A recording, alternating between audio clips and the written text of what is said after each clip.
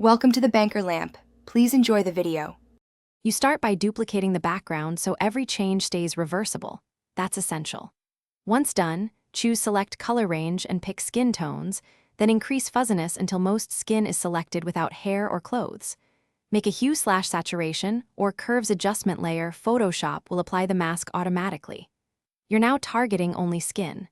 This gives you fine control over hue, lightness, and saturation without affecting eyes, lips, or background. Make sure the mask edges are soft for natural transitions.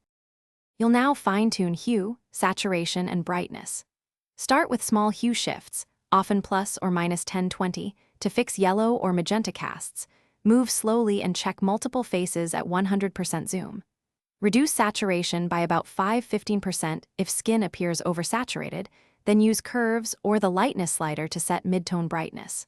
Once done, change the adjustment to color or use layer opacity to blend naturally. Make sure to toggle the adjustment on and off to judge how realistic the change. Finish by refining the layer mask. Pick a soft brush at low opacity and paint to hide or reveal the adjustment, protecting eyes, lips, and hair. For micro corrections, use selective color on reds and yellows to nudge warmth or coolness. Finally, lower the adjustment layer opacity for subtlety and group-related layers.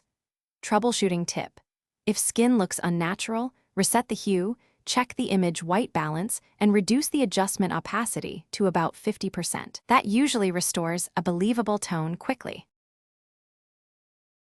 Thanks for watching. If this was helpful, leave a like and consider subscribing. See you next time.